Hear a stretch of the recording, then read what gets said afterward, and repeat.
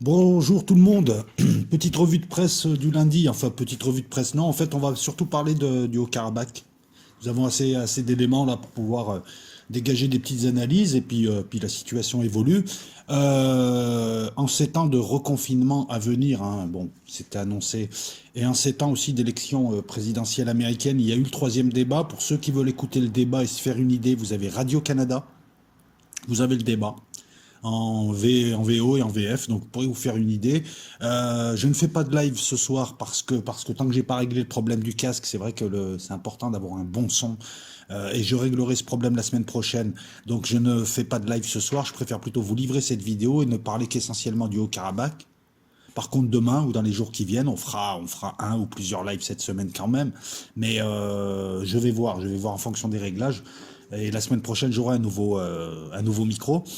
Durant les lives, donc, je vous l'annonce là, comme ça, si vous voyez un live, vous saurez de quoi on parle. Et puis pour ceux qui veulent monter, on parlera du Haut-Karabakh, on parlera des élections américaines, serré sans être serré. En fait, on ne sait pas trop ce qui se passe, parce que si tu écoutes les sondages, Biden a 15 points d'avance, et quand tu regardes avec un peu plus de précision, c'est serré, et ça peut basculer. On parlera du confinement, encore et encore, avec des évolutions, comme ici à Marseille,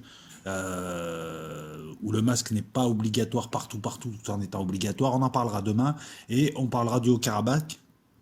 Et cette vidéo alimentera, enfin, dès que je la poserai, elle va peut-être alimenter votre questionnement ou votre commentaire. Voilà. Maintenant, nous allons parler du sujet, l'Arménie au Karabakh. Et j'ai envie de dire que l'Arménie, elle a croisé des chemins. Parce que la situation, bah, écoute, c'est simple, sur le front, la situation, euh, on s'y attendait pas, hein. Le front sud-est s'est écroulé, tu vas le voir sur la carte. C'est pas le Haut-Karabakh, c'est les terres qui ont été prises autour. Le front sud-est s'écroule. On assiste, comme je te l'ai annoncé, alors je t'ai pas annoncé l'écroulement, je pensais que ça allait tenir un peu plus. Donc là, j'attends de voir un peu si c'est des replis tactiques. Ils sont en faiblesse, hein, c'est clair. Les séparatistes sont en faiblesse. Mais est-ce que c'est des replis tactiques? Parce que les positions ne sont pas consolidées. Néanmoins, donc, on s'achemine vers ce que les cartes ont pu nous indiquer. Manœuvre d'enveloppement, gros front, avec un front nord qui stabilise, un front est qui bloque, parce que la partie la plus ardue, c'est la partie en marron sur la carte, c'est celle-là qui va donner lieu à la fin à une guerre partisane, si ça va jusque-là. Et un enveloppement par le sud-est. Pourquoi le sud-est? Parce que les Iraniens, et encore une fois, à part en France, hein, mais bon, nous on aime cette binarité, dans le monde entier, ce conflit n'est pas vu comme un conflit religieux, puisque la Biélorussie, la Hongrie, l'Ukraine soutiennent l'Arménie, non, soutiennent, excuse-moi, l'Azerbaïdjan, Israël soutient l'Azerbaïdjan. Ah, il y a trois confessions différentes déjà. Les Iraniens soutiennent l'Arménie. C'est un conflit national, c'est un conflit de géopolitique pure, c'est un conflit de territoire, c'est un, voilà, il y a qu'ici où on veut analyser ça. Tu sais, je vais te dire un truc, tu as des clés d'analyse, c'est tes yeux. Si tu fais deux trous en triangle, tu vas voir que le monde en triangle et ce qui se passera dans les triangles que sont tes yeux. Maintenant, si tu fais une baie vitrée, tu verras tout. Donc voilà, donc si tu vas encore avec la binarité vers laquelle on nous a dressé depuis 30 ans ici pour qu'on s'oppose les uns aux autres, si tu vas analyser des conflits avec cette binarité-là, tu n'iras pas loin, puisque déjà là, voilà, en quelques arguments, tu vois bien que c'est pas une histoire de religion.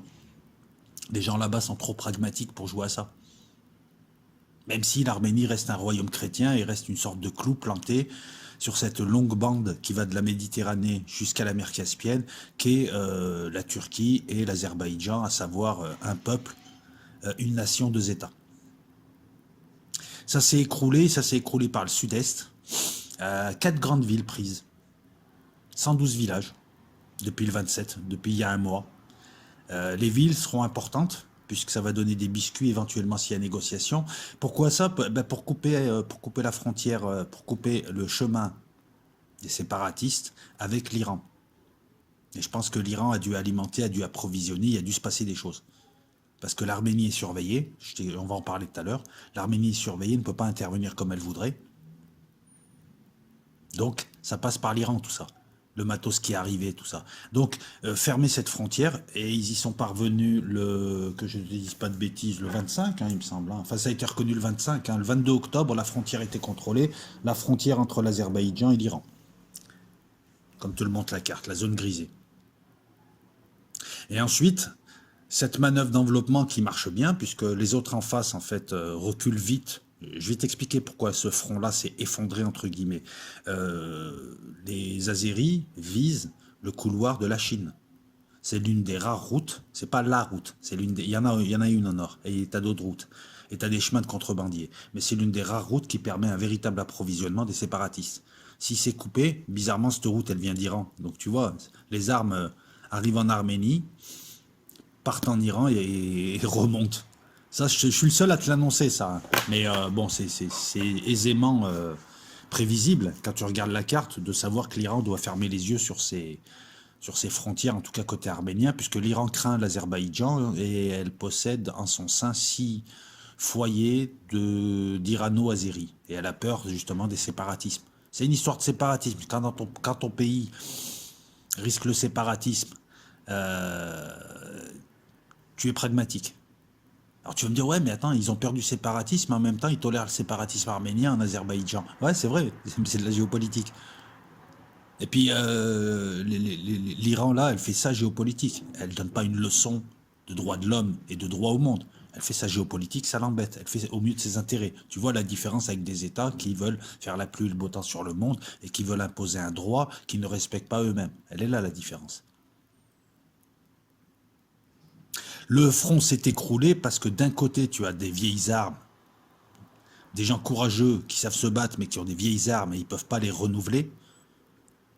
Et de l'autre côté, tu as des gens qui ont un approvisionnement, un réassortiment continu d'armes modernes et on commence à voir une meilleure utilisation de ces armes avec notamment l'innovation drone qui fait du CID, c'est-à-dire de la recherche et de la destruction de batteries antiaériennes, drone de reconnaissance qui les fait se repérer, ces batteries antiaériennes, drone de destruction, drone Arop israélien aussi, qui permet ensuite d'attaquer ces batteries, ça évite de perdre des avions, utilisation d'Antonov, de vieux Antonov 2, pareil, pour faire repérer les batteries antiaériennes. À l'heure où je te parle, les pertes, c'est du simple au double. Alors il y a des estimations, mais on va dire qu'il y a à peu près 2000 Arméniens morts, et on va dire à 2-3 000, à peine plus, Azéris. Les grosses pertes azéries du départ ont été résorbées dans la mesure où les Azéris ont fait jouer leur puissance de feu. Et quand tu as des zones semi-pleines, hein, c'est aussi de la montagne, mais c'est beaucoup plus facile. Quand tu as des missiles, notamment, ils ont écoute, ils ont pas mal de bons missiles, hein, russes ou israéliens. Attends, je vais t'en citer un, le Spike. Là, on est dans l'artillerie sol-sol. Quand tu as l'appui aérien, quand tu as, voilà, ils ne sortent plus les hélicos, ils sortent plus leur F-16, ils en ont plus besoin. Par contre, lance-roquettes multiples, orgues de Staline, comme on les appelle, et en avant. Donc quand ce type de front difficile à défendre, parce que c'est en semi-pleine, ça fait la part belle à l'avancée de celui qui est plus costaud, donc quand ce front est dur à tenir, les gens se replient, mais quand ils se replient, c'est sur 50, 60, 70 km pour aller prendre une position plus tenable. Voilà ce qui peut expliquer l'écroulement relatif. Il y a eu des contre-attaques, mais les Arméniens, qu'on soit d'accord, n'ont pas la possibilité de contre-attaquer. Et ça, c'est compliqué. Nous assistons à un encerclement massif pour étouffer le massif. Et ça me fait dire un truc, c'est un indice. Un encerclement massif pour étouffer le massif. Ça suppose du temps, en théorie. En tout cas, tu en prévois, tu sais que tu ne vas pas faire ça dans le week-end. Donc ça suppose qu'il y a eu des accords qui ont été pris au préalable avec les grandes puissances. C'est une hypothèse. Maintenant, on va essayer de la corroborer, cette hypothèse. À savoir que la Russie est cynique et a laissé tomber, les USA s'en foutent, et il n'y a que l'Union européenne qui braille, mais elle n'a aucun moyen, personne ne la calcule. Personne ne calcule Macron, personne ne calcule Merkel. D'un côté, donc, tu comprends ce que je veux dire? Ils ont prévu un plan à long terme, ça veut dire qu'ils ont des garanties à long terme, enfin à moyen terme. On a dû leur donner beaucoup plus que 2 semaines. Et quand tu regardes l'attitude des grands, bah, apparemment c'est ça, puisque personne n'intervient vraiment. Les Russes jouent un drôle de jeu. Donc l'hypothèse dès le départ, c'est que, en tout cas, tel qu'on le voit aujourd'hui, c'est que la Turquie a joué un super coup. La Turquie, c'est la garantie. Elle est allée chercher des garanties en disant aux Russes, nous, on va faire ça. On a un business copain, on va faire ça, d'accord? L'autre lui a dit, ok, d'accord, mais faites pas trop ça. Hein. Tu vois, c'est ça, demander l'accord, c'est pas demander la permission. Ils ont dû voir les Américains en leur disant, nous, on a besoin de faire ça, et puis nous, on est mieux que eux. Parce qu'eux, ils n'ont pas un rond. Les Américains ont dû dire, ouais, ouais, de toute façon, c'est l'élection, vas-y, faites, on va gueuler un peu de temps en temps. Quant à l'Union européenne, Erdogan n'a même pas dû l'avertir, il la méprise et il a raison de la mépriser, hein, parce que l'Union européenne, c'est une vieille catin. Ah bon, on est tous d'accord. Elle braille, mais elle n'a aucun pouvoir militaire. On nous l'avait vendue comme une future puissance qui allait concurrencer la Russie, la Chine et les USA il y a 30 ans, et puis on s'aperçoit que c'est juste une prostituée. Ils se battent tous pour elle. Parce qu'elle est riche quand même, hein, la vieille rombière. Ah ouais, ouais. Puis il y a un viager aussi. Donc la carte nous montre un encerclement massif. Jusqu'où va-t-il s'arrêter? Il y a des contre-attaques, mais il va falloir attendre une semaine pour voir la stabilisation du front, parce que autant il y aura une contre-attaque. Par contre, il y a quelque chose dont on peut être certain maintenant, c'est que l'Arménie, c'est le titre de la vidéo, l'Arménie à la croisée des chemins, c'est que l'Arménie est bien embêtée. C'est ma petite analyse, hein, il faut quand même que je te donne une analyse, hein, il n'y a pas que du factuel. Quoi que joue l'Arménie en tant que pays, là je parle plus des séparatistes, quoi que joue l'Arménie, elle perd. L'Arménie fait partie de l'OSTC. Elle n'a pas trop de thunes. Elle a une économie de transition faible. Elle dépend de la Russie pour son économie. On va le voir tout à l'heure. Elle sait que si elle intervient directement contre l'Azerbaïdjan, la Turquie intervient. Et elle ne peut pas. Elle sera prise entre deux fronts, elle sera mangée, elle n'existera plus. Donc elle ne peut pas intervenir ouvertement. Voilà pourquoi, tu vois, ça passe par l'Iran et... Je suis le seul à le dire, ça. Et l'armement passe par l'Iran et les troupes passent par l'Iran. Il y a tout un tas de choses que les services iraniens font passer. Ça évite à l'Arménie d'être impliquée. Donc elle ne peut pas bouger. Mais si elle ne bouge pas, elle perd le Haut-Karabakh. Si elle perd le Haut-Karabakh, dans une lecture de l'histoire à moyen terme, elle risque elle aussi de disparaître. Elle qui est juste une petite bande entre la Turquie et l'Azerbaïdjan. Petite bande qui est vouée à se résorber. Les cartes le montrent. De toute façon, dans 5 ans, dans 10 ans, dans 20 ans, dès que Erdogan ou dès que la Turquie pourra, elle annexera cette partie-là. Si elle ne bouge pas, elle perd à moyen terme. Si elle bouge, elle perd à court terme. Comment casser le cercle? Elle avait la Russie. Mais la Russie joue un jeu trouble depuis des années. Il n'y a pas que maintenant. Dans la tête du géopoliticien moyen, l'Arménie, c'est le vassal de la Russie, c'est la petite sœur. Mais c'est pas ça. Ça marche pas comme ça. L'Arménie, alors on va regarder un petit peu les chiffres que nous avons. Elle fait partie. C'est marrant parce qu'on assiste on est au confluent de trois empires, l'empire russe, l'empire ottoman et l'empire perse. Ça se bat dans le Bas-Caucase. La Russie avec Poutine jusqu'à, on va dire, 2008 a essayé d'avoir des bonnes relations et être partenaire avec les Occidentaux. Elle a été méprisée.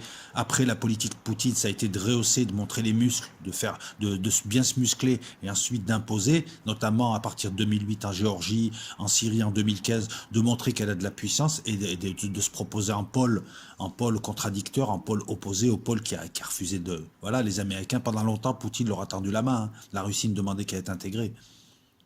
Sauf que les Américains ne voulaient pas qu'elle se rapproche de l'Europe, donc Poutine a dû agir différemment. À partir de 2008, elle a commencé à restaurer son ère, AIRE, l'ère soviétique. C'est-à-dire une sorte de soft power, une influence pour te dire, oh, regarde, on est les plus riches, on est les plus costauds, viens avec nous. Tu pourras faire du business avec nous, on t'offre le marché russe. Et puis quand tu as vu, c'était un problème, voilà. L'intervention en Syrie a montré que, avec une armée modernisée par rapport à 2008. La Turquie avec Erdogan, elle fait exactement la même chose. Plus j'avance dans mon analyse, et je le dis encore une fois, il n'y a pas à être pour ou contre Erdogan. On n'est pas turc. C'est juste que ce qu'il fait, c'est restaurer l'ère du sultanat, l'ère de l'Empire ottoman. Il fait exactement ce que fait Poutine, ou ce que font les Américains, à savoir un nationalisme teinté de religieux. Et derrière Trump, il y a les évangélistes de deux familles, c'est 1 milliard de personnes. C'est un contre-courant, un contre-pouvoir dangereux, c'est des fanatiques. Hein, autant que les frères musulmans qui soutiennent Erdogan et les nationalistes qui soutiennent et Trump et Erdogan. Et pour Poutine, c'est pareil, qui s'est rapproché de l'église orthodoxe. Donc on reproche à l'un ce que font les autres. Restauration d'une civilisation, donc ça suppose un aspect spirituel, donc un aspect religieux. Il le fait, Poutine le fait en se rapprochant de l'église. Quant aux Américains, systématiquement, c'est la main sur la Bible. Et quand c'est pas la Bible classique, c'est les évangélistes, avec leurs interprétations délirantes de Jésus. C'est ça le jeu qui se fait, la géopolitique d'Erdogan.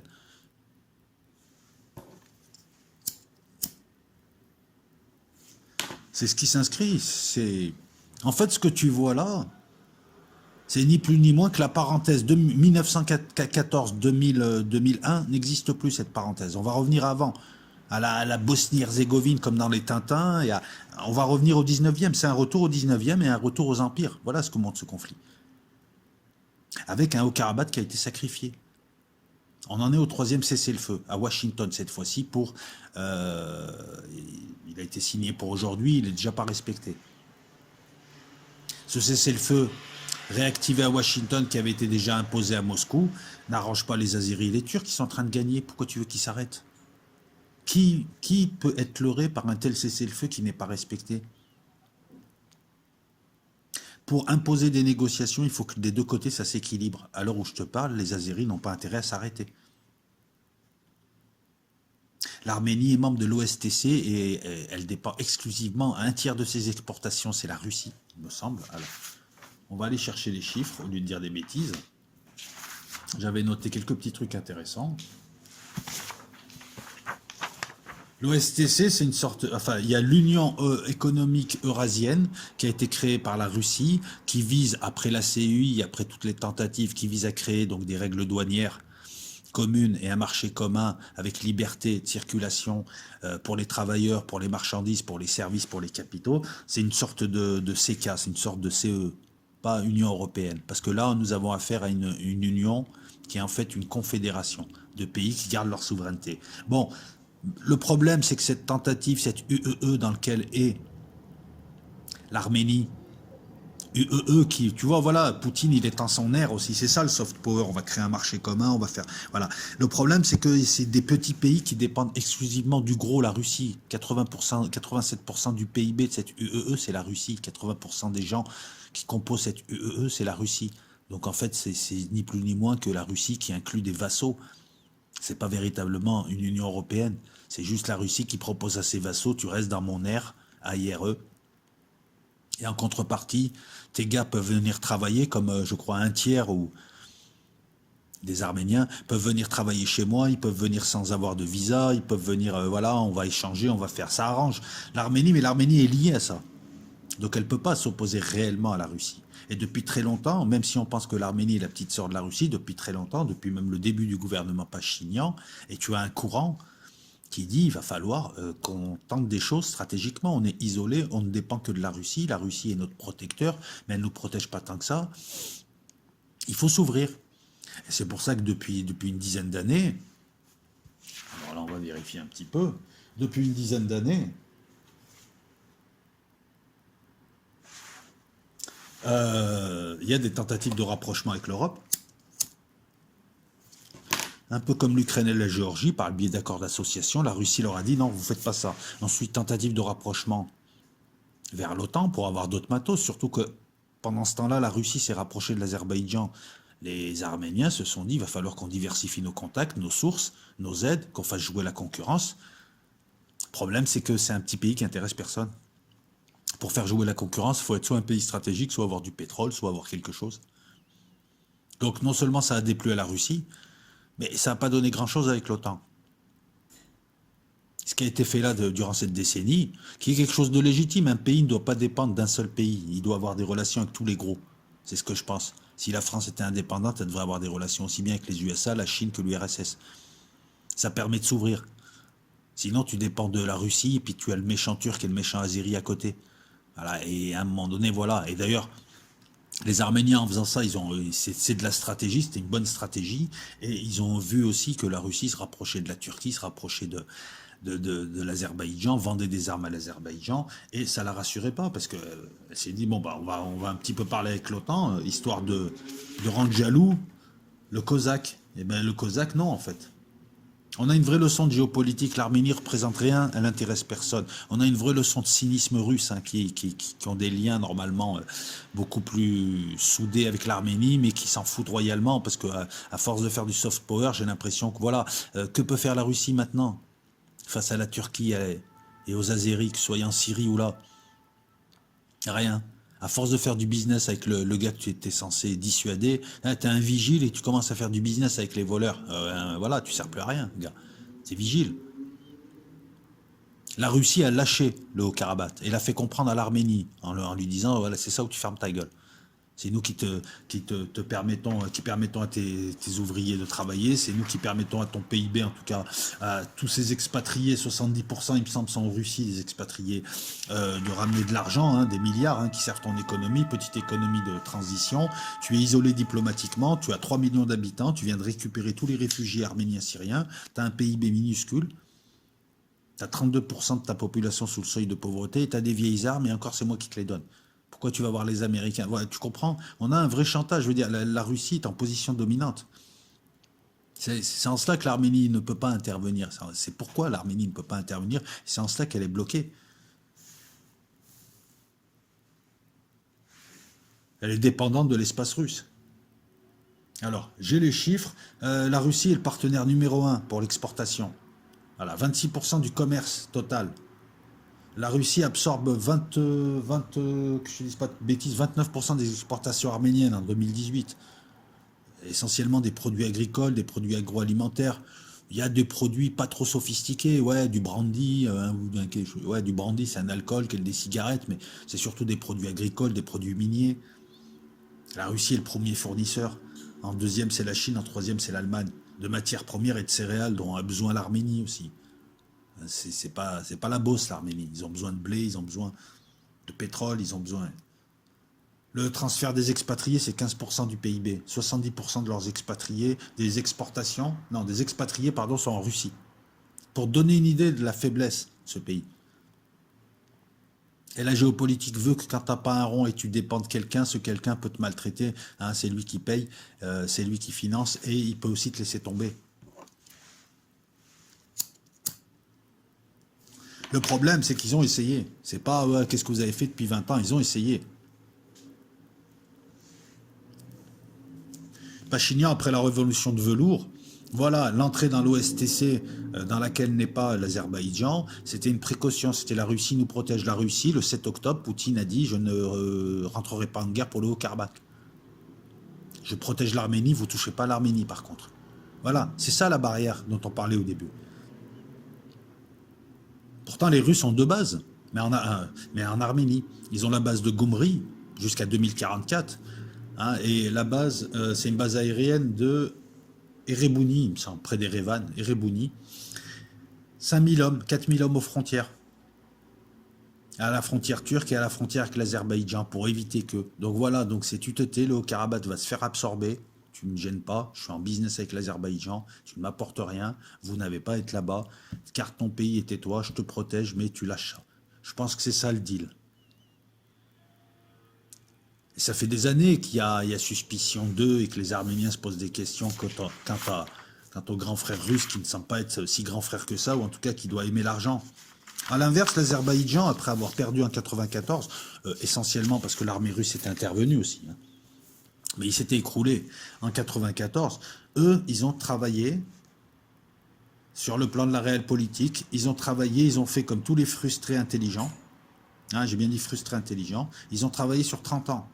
Le pétrole, argent, j'achète de l'armement, je suis bien avec les Américains, quand ils ont voulu installer des bases chez moi, j'ai accepté, je suis bien avec les Russes, surtout avec les Russes, je suis protégé par le grand frère turc, je suis bien avec les Israéliens, j'achète de l'armement, je prépare mes trucs, et à un moment donné, le petit plus, la Turquie va m'aider à récupérer mes territoires. Et ils la jouent fine, moi je ne m'attendais pas à ce qu'ils avancent aussi vite, ils sont en train de gagner la guerre. Aliyev a tenté un coup, il pouvait tout perdre, comme les colonels grecs ou les colonels ou les généraux argentins après les Malouines, et se faire gicler où il pouvait réussir. Donc, il a parfaitement compris la situation. La situation, c'est que c'est tous des êtres humains, et si j'ai du fric, je suis attractif. En face, ils n'ont pas de fric, moi j'ai du fric, leur protecteur, je vais l'amadouer. Voilà. Et il a attendu le bon moment, c'est-à-dire la montée en puissance de la Turquie d'Erdogan, qui est le grand gagnant. La Turquie entretient 4 foyers de tension. Pour sa géopolitique, c'est pas un jugement. Hein, je vous ai expliqué ce qu'était sa géopolitique. Voilà, il réactivait l'Empire turc. 4 foyers de tension, un en mer Égée, un en Libye, un en Syrie, et maintenant un au Caucase. Et éventuellement un 5e bientôt, en mer Noire. En mer Égée, Erdogan a avancé jusqu'où il pouvait. Il a testé, comme on dit, les limites, il s'est arrêté. Il n'est pas perdant, il n'est pas gagnant. En Syrie, il n'est pas perdant, il n'est pas gagnant, et puis il a réussi à amadouer tellement la Russie qu'il est quand même, il prend quand même du territoire, et puis voilà, il est occupant. Il a rien à foutre en Syrie, je regrette. Ça, c'est un coup de traite, ça. Il vaut pas mieux que Macron là-dessus et Merkel. En Libye, il a réussi son pari. Rééquilibrer et faire en sorte que... Parce que quoi qu'on dise, c'est le GNA qui sort gagnant. Le GNA était en train de tomber il y a un an, quasiment. Le GNA maintenant négocie et dans le Caucase, ça semble être, voilà, ça semble être le pari, si tu veux, il y a 2 nuls et 2 victoires. Ça semble être le pari gagnant, comme en Libye, c'est parce qu'il est le rééquilibrateur. Ne nous cachons pas, ne nous leurrons pas, les appuis diplomatiques, c'est la Turquie qui les a travaillés, l'acheminement, c'est la Turquie, les 3-4 000, d'après l'OSDH, les 3-4 000 combattants syriens de l'ANS, de la division Sultan Mourad, etc., qui ne sont pas forcément des djihadistes. Hein. Ça, c'est un mensonge. Il n'enverrait pas les djihadistes, hein. Il a envoyé les autres. Ça fait la différence. L'armement, voilà, l'Azerbaïdjan seul n'aurait pas pu faire ça. Ça, c'est le grand gagnant. Alors où je te parle. La Russie, bah, c'est le cynique, hein. On critique les Américains, mais la Russie, c'est le grand cynique de cette affaire, puisqu'il a laissé tomber l'Arménie pour des raisons essentiellement, même pas géopolitiques, hein, pour des raisons de thunes. Hein. En fait, Erdogan, il alterne entre Trump et Poutine, et jusque-là, ça va bien. Je sais pas ce qu'il leur donne en cachette, je sais pas ce qui se passe. Bon, ils gênent les Européens, et ça arrange les Américains. Tant qu'Erdogan gêne les Américains, c'est... Voilà. Poutine essaye de calmer le jeu, il n'a pas envie de rentrer en guerre avec lui, parce que pour la Syrie, tout ça, ça serait mieux qu'eux. Mais faut avouer que pour l'instant, son jeu tient. Oui, l'Union économique eurasienne, c'est 180 millions d'habitants, 3,2% du PIB, 22%, alors que je te dise pas n'importe quoi. Bref, le rôle russe est trop important.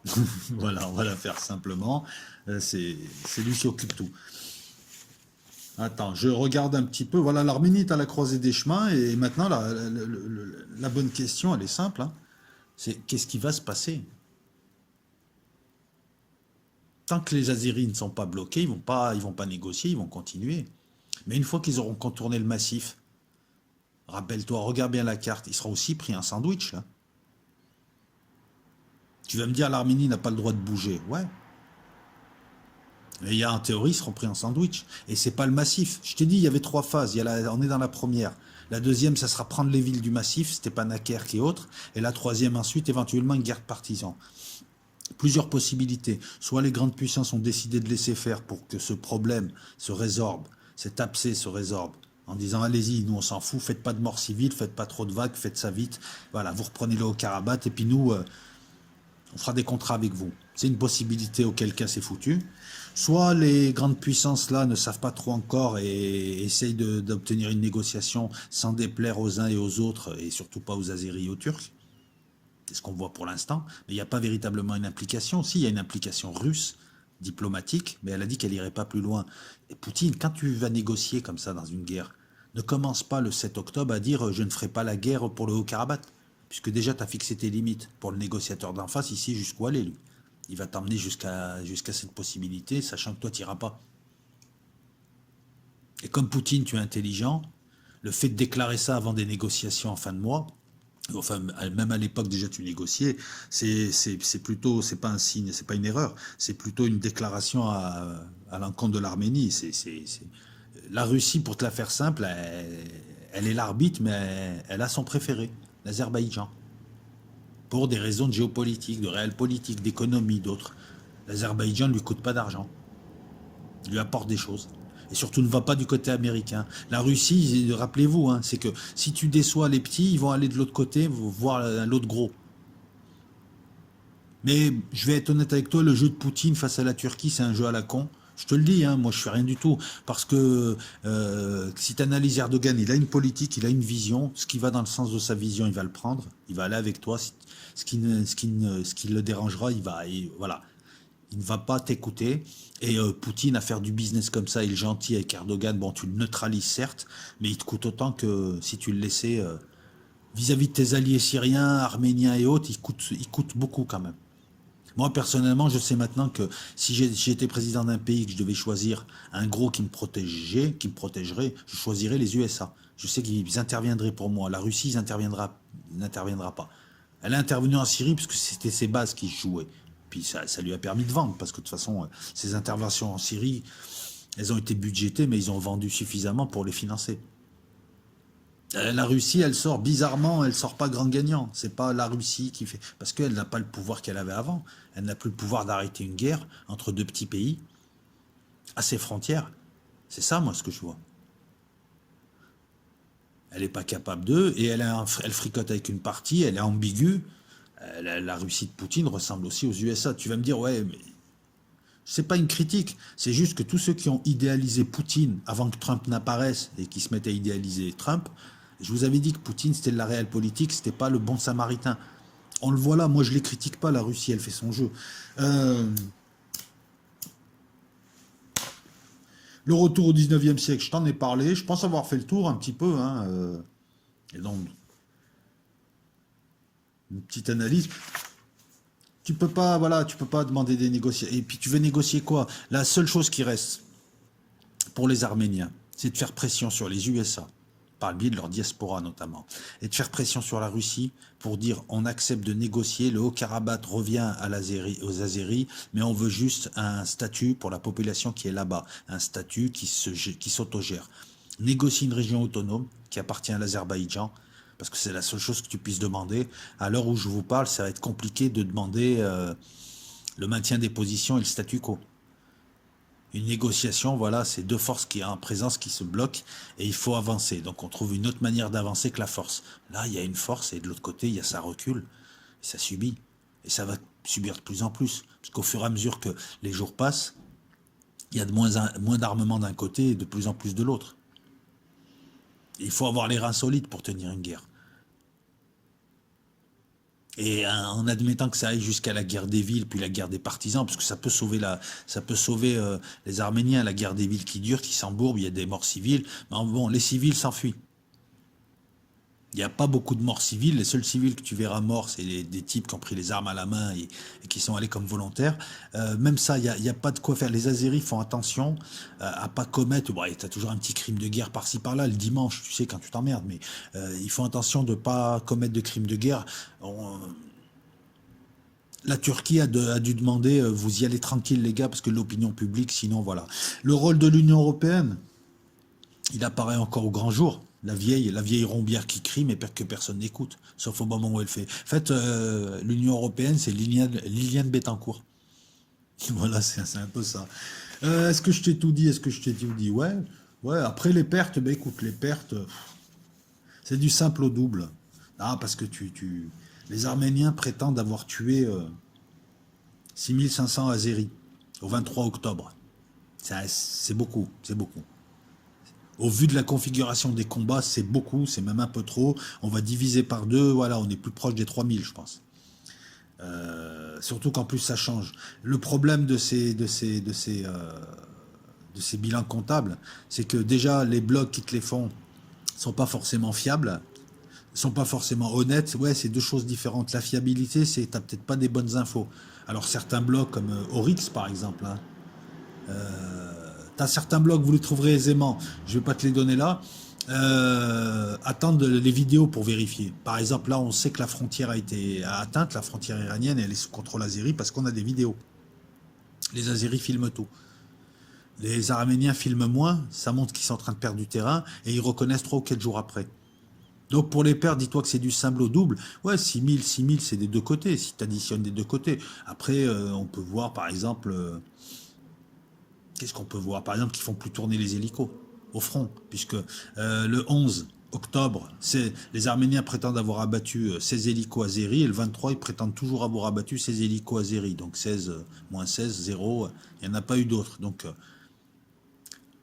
ce que je veux te dire, c'est que même quand tu regardes les chiffres et tu analyses vite fait comme ça, tu sais, à la louche, tu vois qu'il y a eu un changement, militairement parlant, un changement tactique entre le départ où les gars s'éclataient sur des fortifications et ils se faisaient avoir dans des embuscades, et maintenant où les types ont de l'armement qui leur permettent d'avoir la portée, de bombarder, d'être puissants, et ensuite seulement de s'engager, on le voit, ils perdent moins de matos. Maintenant, c'est les Arméniens qui perdent 2 contre 1, que ce soit les tanks, les véhicules, les systèmes anti-aériens, beaucoup de vieux systèmes, hein, voilà. Mais il vaut mieux avoir une tendance plutôt que d'avoir des chiffres, c'est pas utile. Il vaut mieux avoir une tendance. C'est une guerre qui est meurtrière sans l'être et qui évolue. Donc on va attendre de voir. C'est comme un trou, tu sais, dans un pantalon. C'est un petit trou, et puis tu mets le doigt, et puis si tu tends bien, si tu les tires bien, ça s'ouvre. Donc là, est-ce que cet semi-écroulement, cet écroulement relatif préfigure un écroulement généralisé et une armée arménienne à bout de force, une armée séparatiste, ou est-ce que c'est juste un revers et la suite nous donnera tort? À vous de voir. De toute manière, moi, je suis la situation. On en parle demain, si le live se fait demain mardi ou mercredi. On parlera de ça. Voilà. Allez à Jacta Est, on va voir un peu, ouais. Voilà. Pour mes patrons, je suis en montage là. Je suis en montage de vidéos, donc peut-être que cette nuit, il y en aura une qui tombera et demain une autre. Voilà, je suis en montage, je prends mon temps, j'ai dû réécrire une vidéo et la refaire parce qu'elle n'était pas assez fournie. Et puis là maintenant, elle est enregistrée, donc il me reste juste à la monter, donc ça va arriver. Et puis pour les autres, donc demain ou après-demain, un live. N'hésitez pas à pousser. Merci pour votre soutien, merci pour vos abonnements. N'hésitez pas à pousser si ça vous plaît, à commenter, sachant que les commentaires sont en préapprouvé. Donc, je regarde 2 fois par jour sur le site et je fais passer les commentaires intelligents. Enfin, tous les commentaires en général. Ciao tout le monde.